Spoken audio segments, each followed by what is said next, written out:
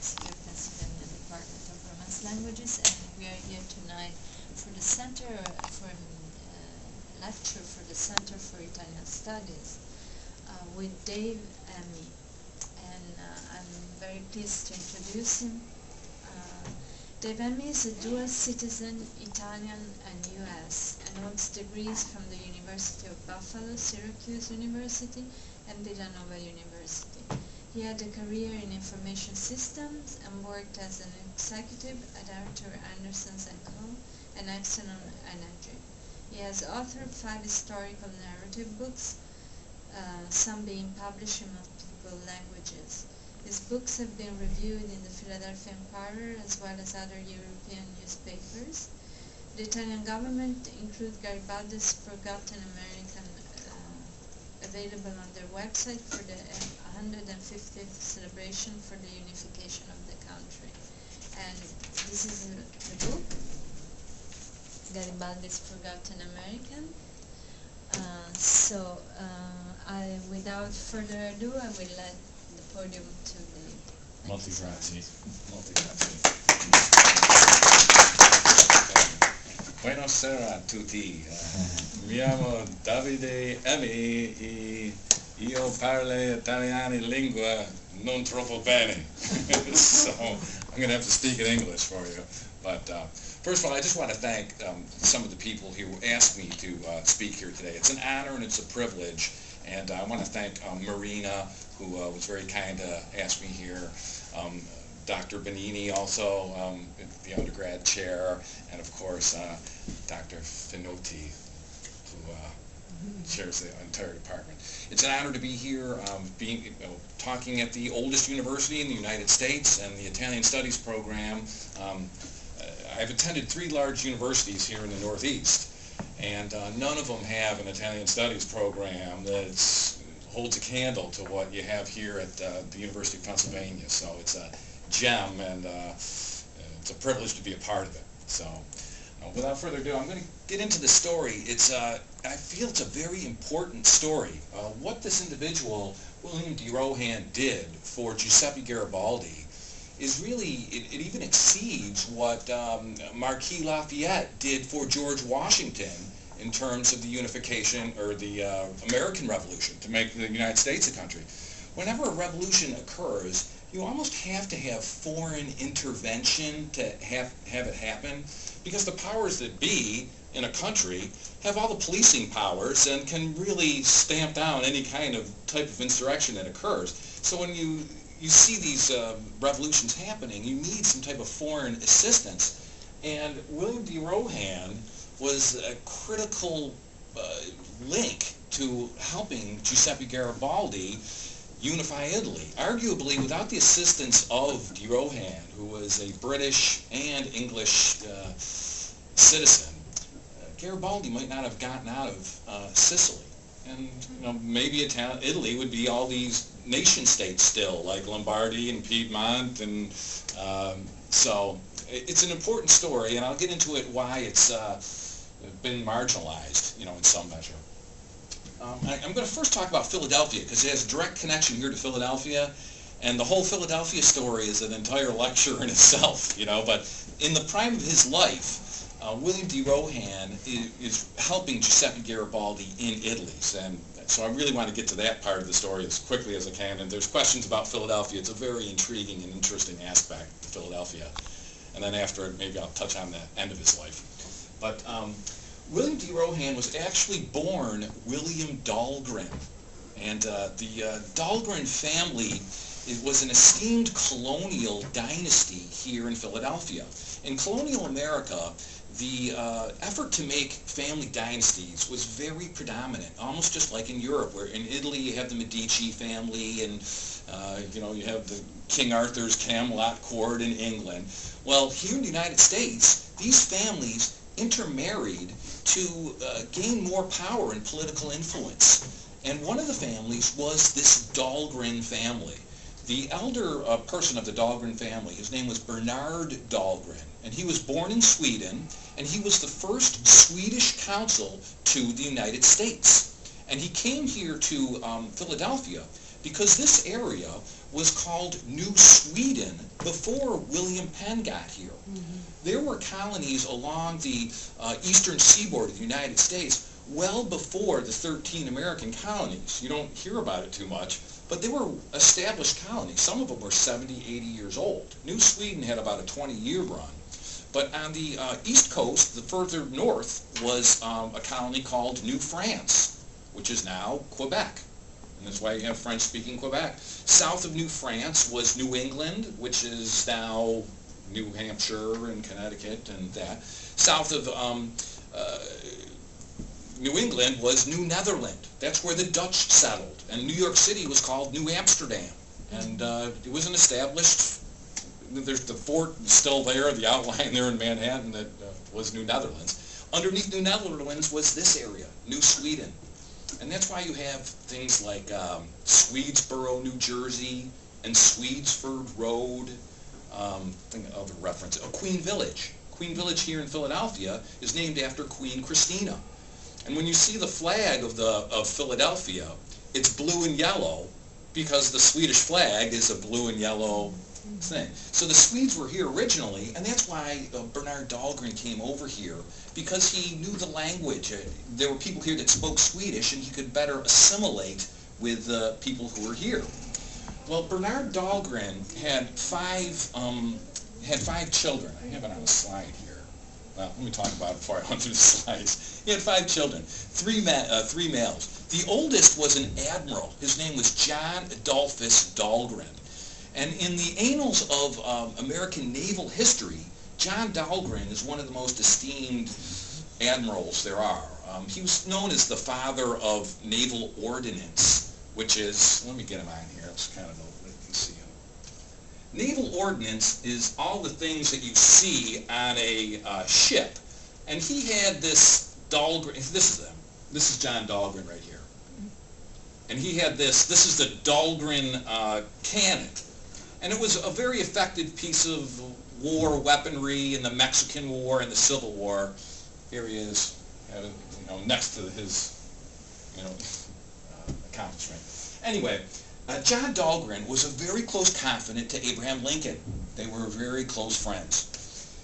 The next person in Bernard Dahlgren's male line was his younger brother by the name of Charles Dahlgren.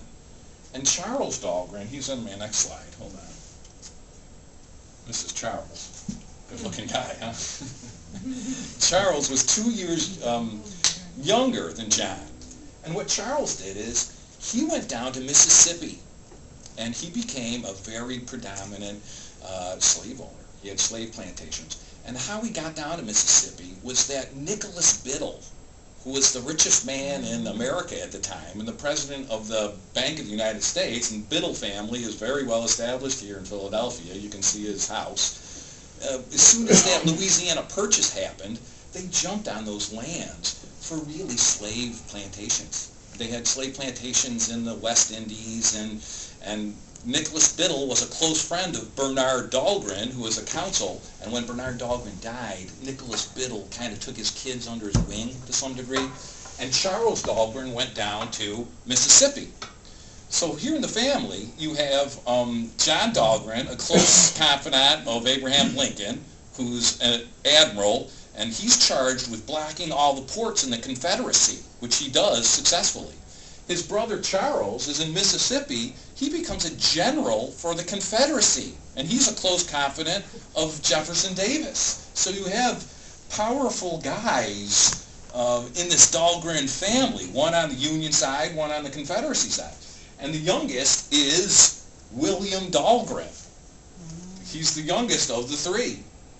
And William, he was born and raised here in Philadelphia, and he also had a nautical kind of dimension to his persona. I think a lot had to do with John. His oldest brother was into the Navy and, went through the Navy, and his father had died when he was young. So I think his older brother had this kind of mentoring aspect to him.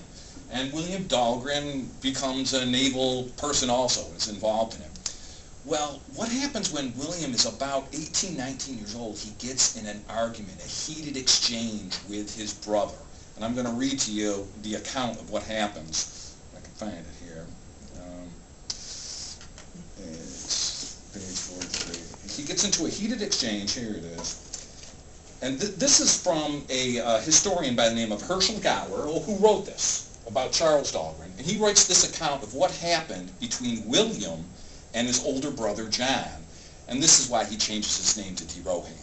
So this is Herschel Gower's writing. Their altercation took place in the Washington Navy Yard. John, then a lieutenant, saw fit to take William to task for something, and that brought on a storm of angry words, as reported by the Washington Post many years later. The exchange resulted in the younger man knocking the older brother into the corner of a room. Because William had violated the naval code by striking an officer, Lieutenant Dahlgren sent for an aide, and William was promptly taken to City Hall and charged with attacking a superior in uniform. There the feeling between the brothers mounted. William was sullen and unrepentant, and Dahlgren pressed the case. After the court levied a fine of $100 for the offense, John relented and told the magistrate that if William would make a public apology, he would be willing that the penalty be set aside. But William remained stubborn and refused to make amends. Never, never, I will never apologize nor ever speak a word to you while God lets me live. And more, while you live, I will never bear the name that you do. So that's Herschel Gower's account on why William is prompted to change his name from Dahlgren. And then I explained that this is my writing after this. Newspaper accounts were often dramatized in those days, but it should also be noted that the Dahlgren brothers were all known to be extremely headstrong. All were prideful, stubborn, hot-tempered, and all had a trait of arrogance in their characters. The brothers Dahlgren also all yearned for the attention, power, and glory that would accompany being known as a war hero. In large measure, all three Dahlgrens succeeded in attaining that status. Gower's account of the feud between John and William seems to be consistent with the character and behavior of the Dahlgren brothers documented later in their lives. John attempting to usurp and denigrate his brother, while William reacting by purging the Dahlgren name from his identity and fleeing the country, all seem to be vintage Dahlgren. Although purging one's surname over a single argument may seem extreme, Gower's account may be the most accurate rendering of the affair. After the fallout with his family, William Dahlgren took the surname of DeRohan. It is believed he took the name for D is Latin for of, and Rohan was the pre-Anglican corrupted version of his mother's birth name, Rowan.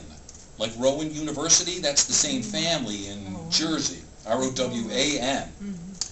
The Rowan family was of French nobility, and a branch of the family ended up near Dublin, Ireland, where Gower's research also states that the Dahlgren maternal ancestry could be traced back to the English Mortimer family, which also had branches in Northern Ireland.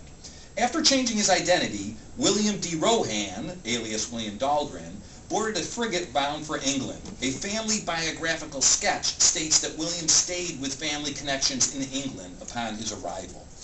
So when he's about 20 years old, there's a family feud, and William says, I'm out of here, and he gets on a frigate, and he goes to England. He goes by the name of William DeRohan at that point in time. He spends most of his adult life as William DeRohan, but he's buried in Washington, D.C., and I have a slide of his gravestone, and I visited the cemetery where he is. The listing in the cemetery office has William DeRohan, the listing, but his gravestone says William Dahlgren, son of, Bernard Dahlgren. So he uses both. He lives a life, kind of, I say in the book, a Mata-Hari kind of existence. He's kind of working as a spy in subversive kinds of ways. And when you have that kind of existence, there's not a really great paper trail to follow you by. You don't want to leave, trail of breadcrumbs wherever you go. So, anyway, that's how he gets the name William DeRohan, and he's in London at about 20 years old. And I'm going to fast forward now to Giuseppe Garibaldi because I want to get to the whole Italian aspect of it. Giuseppe Garibaldi, he's in Italy, and he's really from the northern areas of Italy, Nice, right, is where he was born. And he's involved in some social upheaval earlier in his life. There's revolutionary activity happening in northern Italy. It has to do with the Austrians. They owned a lot of that, or ruled a lot of the area of northern Italy at that point in time. I've got a map of Italy here. Hold on. Get to it. Where are we? Here we go. Yeah. Well, it's in this area is where he's born. And Austria and the Swiss, they're ruling this area of Italy. And the Italians want to shake off that yoke. You know, if you've spent any time in Italy and Germany, you know the difference between the Italians and the Germans. You know, if you're waiting for a train in Italy, it'll get there when it gets there. You know, in Germany, the trains run on time, if you know. But anyway, so he's involved in some of this social upheaval, and he is extradited out of Italy. And he goes to South America, and he's known as a revolutionary, and he helps various South American countries get independence, most notably Uruguay. And he's now getting like a international fame of, you know, being involved in revolutionary activity in northern Italy, and then also helping people in South America. Well, he meets up with William DeRohan in a city called Montevideo, Uruguay. It's the capital of Uruguay. And Garibaldi at that point in time is about 40 years old. And William DeRohan is about 25 at that point in time. And his father had died, and it looks like DeRohan kind of adopts Garibaldi as a father figure, as a mentor kind of thing. Because when the Risorgimento finally concludes in 1861, that's 20 years later, and DeRohan is extensively involved in that activity. So he's known Garibaldi over 20 years before he hops into the Risorgimento. They're old-time friends. But he meets him in 1846. And the story of Italian unification, as many of the Italians in this room know, it's been revised, and there's a lot of study in what happened there exactly. And that's a whole nother semester, you know. I can't cram all the Risorgimento into a short presentation. But it happens in different phases. And the first phase is in the 1850s, where Garibaldi leaves South America, and he comes back to this northern area because there's uprisings. And he actually is able to come down all the way south of Rome. And Garibaldi ends up in Rome in whatever it is, 1850, 1851, before the French drive him back out, and he is again extradited out of the country for the first time. So William DeRohan at that point in time is in this circle of revolutionaries. And the other person who's critical to this story is Mazzini, Giuseppe Mazzini. To draw American analogies, Garibaldi is kind of the George Washington. He's the guy on the battlefield winning the victories. And Mazzini is kind of the Thomas Jefferson. He's the theoretical, the literature guy. He's writing about, you know, unification. And it really, what happened was, all throughout Italy and all throughout Europe at this point in time, they're trying to knock down these monarchies, these kings and queens that are ruling. And they want to get into republicanism and democracy and parliamentary kind of rule. The Communist Manifesto was written at that point in time. Marx comes out, you know, in 1848, and that has a big influence. And it's kind of this power to the people type of situation. And the people involved in the Risorgimento, the four major ones, Victor Emmanuel II, who takes over, Garibaldi, Mazzini, and Cavour are kind of the four guys that are, I'm sure the Italians know what I'm talking about here. But anyway, that's really what's going on. But I'm going to fast forward to 1861, because that's, you know, what really happens when Italy gets unified. Garibaldi is back in northern Italy, and there's again these social disturbances. And, you know, on one side, if you're reading the Italian sources, and when I wrote the book, I used Italian sources, I used English sources, I took sources from Sweden, and I took sources from the United States. Everybody tells a different story about the same events, you know, depending on how you're reading them. So in some regards, some people are thinking of these people like Mazzini and Garibaldi. They're insurrectionists. They're agitators. They're, you know, if you look at it from another reference, they're heroes. They're unifying people. They're Republicans. It depends upon your perspective, you know, what you're going to be doing. But Garibaldi is here. He fights in the north and wins some victories. But then there's also upheaval happening down here in Sicily. And he decides, instead of going south to unify the rest of the country, where he's going to run into resistance from the French and other people who, you know, who rule some of these lands, he takes a ship from Genoa and lands here in Marsala with his 1,000 red shirts in Italian. Camini Rosa. Camicia Rosa.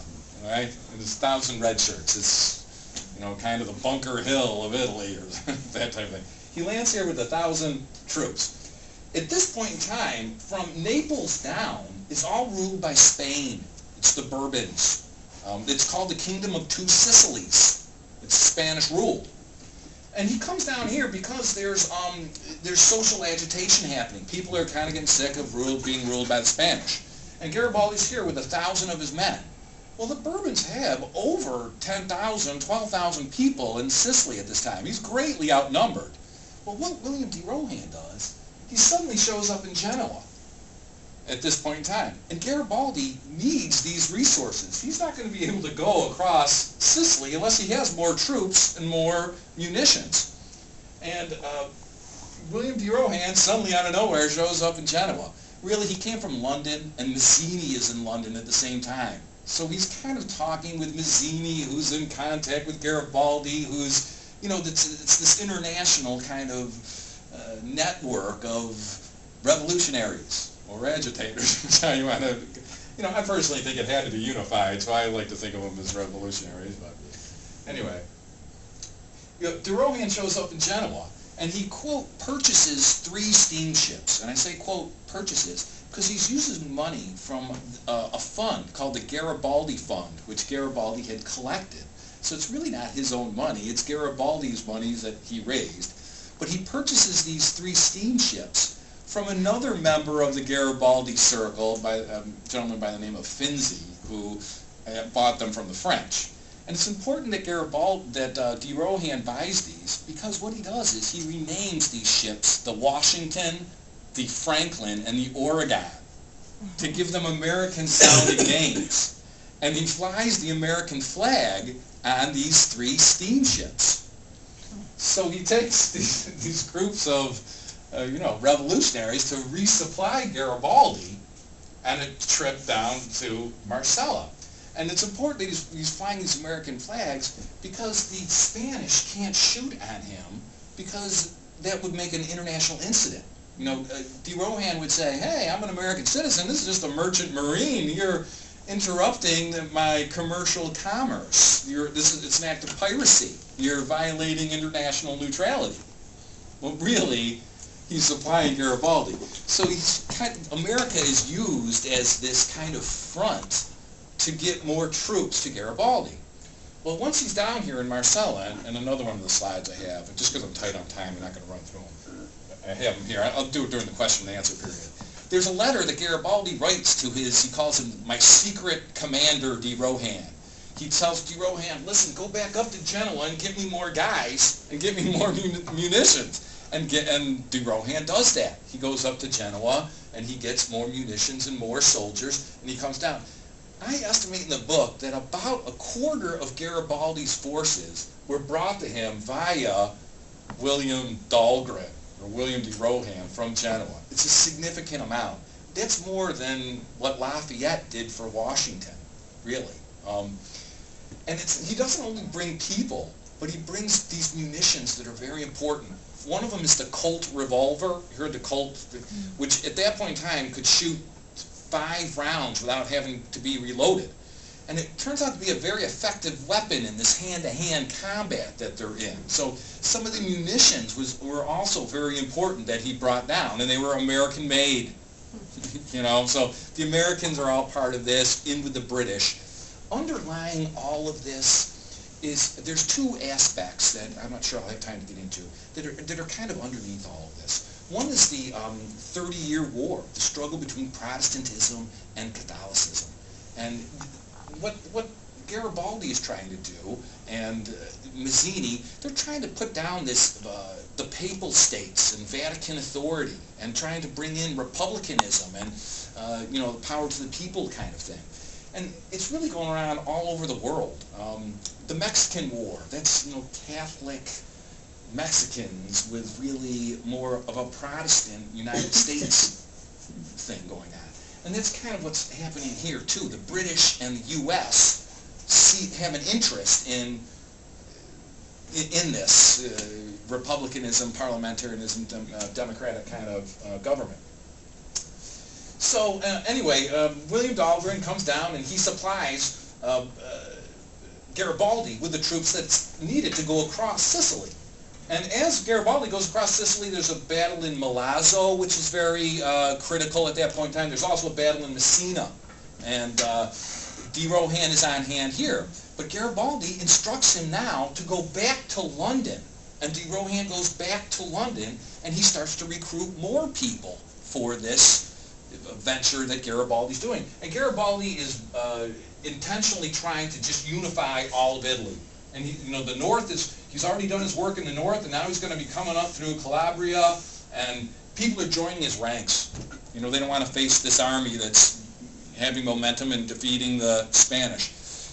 Recently, a lot of study has been done here, and they have found out, or the scholars, especially in Italy, have concluded that a lot of the Bourbons and the Spanish people were bought off. They were paid for, but not to show up. That's why. So there's that type of aspect, going on too. But DeRohan goes back to London, and he starts to recruit English nationals, which is a different. In Genoa, he's bringing Italians down. But to bring foreign nationals in, it would be like the United States now bringing U.S. citizens or U.S. military to Syria. That's a different thing than funding Syrians who are already there, or now you're actually becoming involved. And DeRohan's back in London, and he gets about 1,000 more soldiers to come back, and he comes into Naples just as Garibaldi is kind of finishing up his march. And they get in on the last war, the last battle, last skirmishes here, just outside of Naples. And, really, Italy isn't unified really until about 10 years later when the Papal States give in, until like 1870. But the government recognizes 1861 is when Victor Emmanuel meets Garibaldi, they shake hands, and, the North is unified with the South. When that occurs, William Dahlgren is put in charge of Naples. He's kind of like the military leader of Naples, like right at that point in time when it's an unsettled kind of transition, and he's running Naples for about a month. When Garibaldi meets Victor Emmanuel, he gets off of the Italian mainland intentionally because he doesn't want his troops following him, and he wants to turn over the government to Victor Emmanuel. Well, William Dahlgren takes him off of the Italian mainland and brings him back to his cottage in Caprera, right? That's where Garibaldi lives. So that's really the heart of the Italian story with DeRohan. He still keeps in touch with Garibaldi. At the end of the Civil War, 1865 here in the United States, when Ulysses S. Grant is a national hero, he's in New York City, and DeRohan meets with Ulysses S. Grant and delivers him congratulations from Giuseppe Garibaldi and gives him a sword that, hey, Garibaldi says congratulations. The whole Civil War thing is interesting because President Lincoln offered Garibaldi a general position in the Union. I don't know if you guys are aware of that or not. And Garibaldi said, look, I can only take it if I'm going to be in charge of everything. He wanted to be the leader of the Union troops. But he also said, the principle that I'll do that in is to end slavery, because Garibaldi was staunchly against slavery. And at that point in time when Lincoln offered it, it was early in the war. And Lincoln's goal was to have a unified country. regardless. If slavery had to live and the Union preserved, he could live with that, at that point in time. But Garibaldi, he said he was staunchly against it and said, listen, I'll come if I'm the head of everything, and also the reason I'm doing it is to put an end to slavery. And I think you have to kind of credit William DeRohan to some degree, because he also took a stand against slavery. Where his father was involved in the slave trade as a Swedish consul here, his brother Charles Dahlgren had over 300 slaves in Mississippi. That's the other thing that's kind of running underneath all of this, is the transatlantic slave trade. And William DeRohan, it takes courage to stand up against a social institution that was so entrenched. When you talk about slavery, which is a whole nother, talk show, it went on here for over 200 years. When you think of our economy now as like an oil economy, or before it was a coal economy, and there was cotton, and you take all of those economies, add them together, it doesn't equal to the amount of time that the slave trade was going on. It was a slave society that really formed the country and formed the colonies. That was the #1 commodity. And to stand up against that, it took a lot of courage. There were people that had interests in preserving that. And William DeRohan, stood up against that. Whenever you do a biography on somebody, the people who write it tend to kind of, I don't say fall in love with who they're writing about, but they get very sympathetic about who they're writing about. And I try to be unbiased in here, because some people see William DeRohan as a soldier of fortune, as just a guy who's looking out for war glory. He early in his career here in the United States, he's in the Mexican War. If there's a war going on, somehow William DeRohan finds a way to get there. He likes the guns and the adrenaline. I don't know if you saw the movie Hurt Locker. There's a quote out of that. War is a drug. Once you start to shoot guns and blow things up, it's an adrenaline kind of thing. Until your family gets caught in it. But William Dahlgren finds conflict wherever he goes, which really Giuseppe Garibaldi did too. Giuseppe Garibaldi was involved in a lot of different wars besides this one. So you can look at him as like, well, they're soldiers of fortune. They're mercenaries. They're looking for their own war plunder. Or are they revolutionaries with ideas that have to do with, parliamentarism or republicanism? I think it's both. I think throughout their life they're involved in these conflicts. They have their own ulterior motives, but they also have ideas that they're pursuing.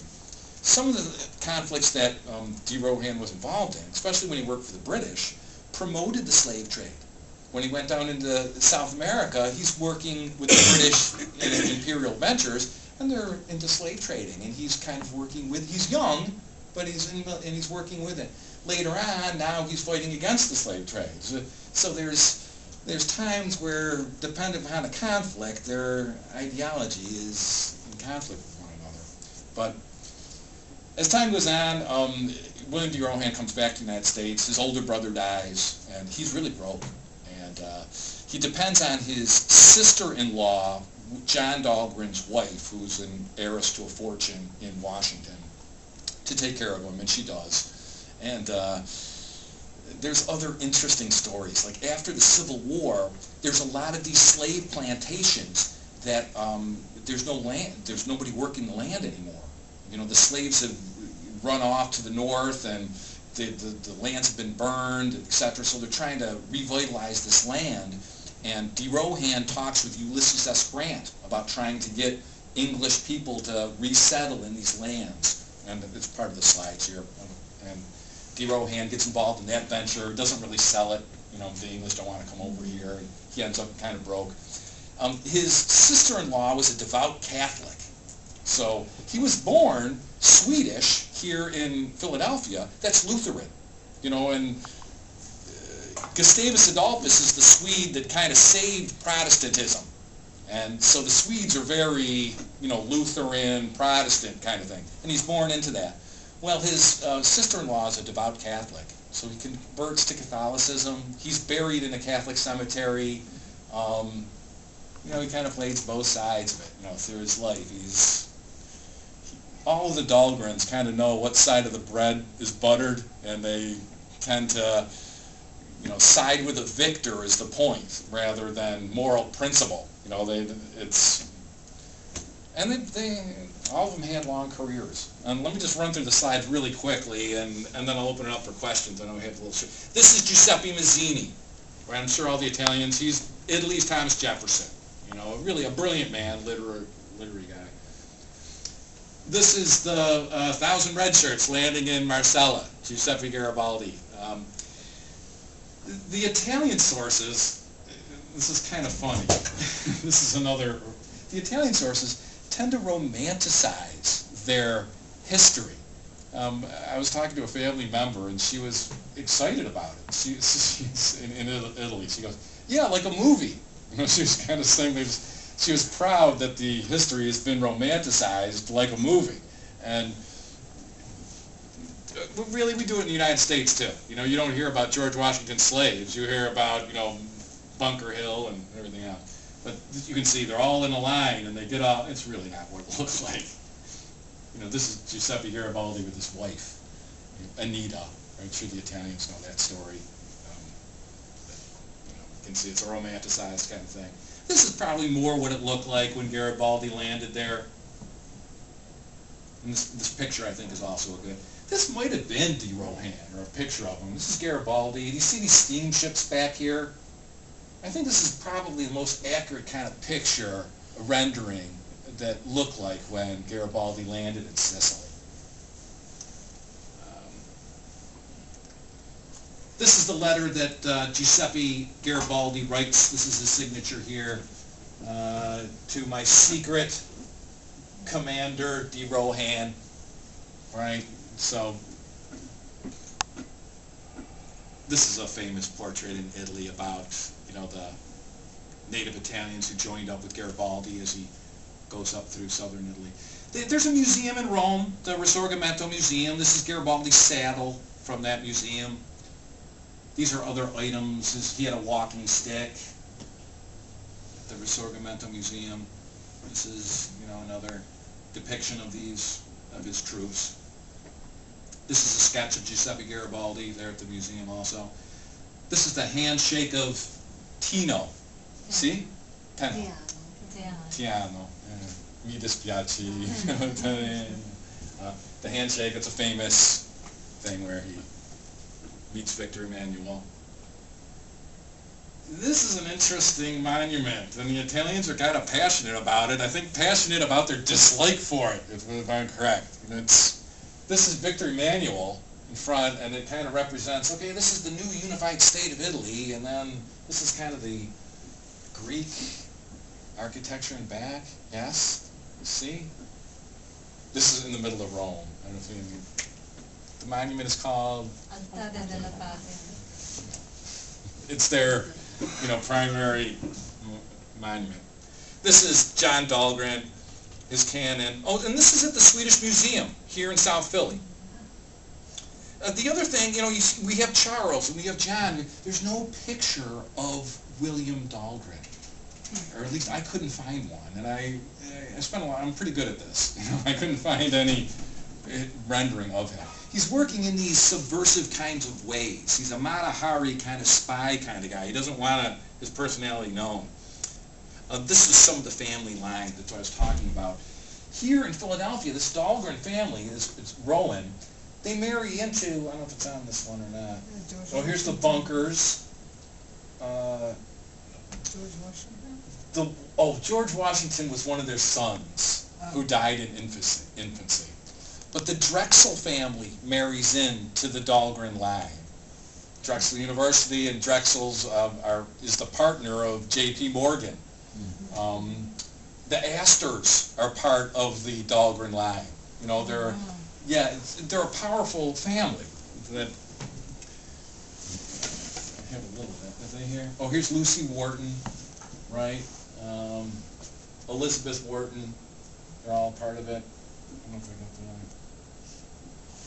And so there's a little bit of a pedigree chart there. This is an interesting story. I'm going to be really quick. This is Ulrich Dahlgren. He's the son of John Dahlgren. And Ulrich Dahlgren fights for the Union also, cavalry. He's very young. He loses a leg in Gettysburg. Well, right at the end of the war, 1864, Lincoln assigns Ulrich Dahlgren to go to Richmond to free the Union soldiers that are being held in Richmond. And after he frees the soldiers, to go assassinate Jefferson Davis with these Union soldiers, because this war is dragging on. Lincoln wants to end it. Well, Ulrich Dahlgren goes down there, he's ambushed, and he's killed, and they find these papers on him that say, free these Union soldiers and then assassinate the cabinet. Well, this causes outrage in the Confederacy. Many feel that's why John Wilkes Booth assassinated Lincoln, because the Confederates are saying, you're going to assassinate our leader? Well, guess what we're going to do to yours? We're going to assassinate your leader. That's, you know, so it's an interesting kind of. Ulrich Dahlgren is buried here in Mount Laurel Cemetery here in Philadelphia. It's interesting. This is John Dahlgren, and he's in a monument in Fairmount Park. This is the monument in Fairmount Park. Wow. You know, it's an esteemed. I don't know if you've been in Fairmount Park. It's like the largest monument, and John Dahlgren is like here in it. You know, it's not a minor secondary thing. It's a predominant thing. These are slave shackles. You know, slavery in Philadelphia and in Pennsylvania was a lot more predominant than you'd think. Mm-hmm. It's a story that's slowly coming out. They've redone Independence Mall. This was a reenactment at Christ Church, slave trade. They sold slaves at the London Coffee House just a few blocks from where the Dahlgrens lived. It's like at Market in front. And this is them on an auction block. So it was like 3 blocks from their house. Where this. And when you go up the Delaware River, Camden, New Jersey was also a slave trading port. Burlington, New Jersey was slave trading. Salem, New Jersey was. If you go there now, these towns are mostly black cities. It's because that's where slaves got off of the ship.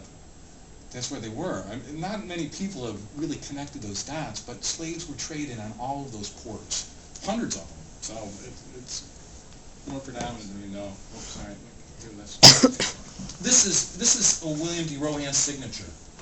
This was the Virginia Colonization Company. Right after the Civil War, he talks with Ulysses S. Grant about trying to sell these plantations in Virginia to investors in England. And it's a venture that really doesn't take off. But almost like people trying to sell timeshares in Florida. You know, right now he was kind of trying to sell land in Virginia at the time. And this is William Dahlgren's grave in Washington.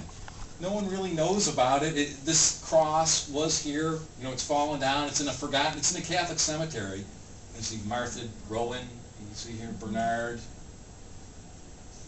You know, this is his grave.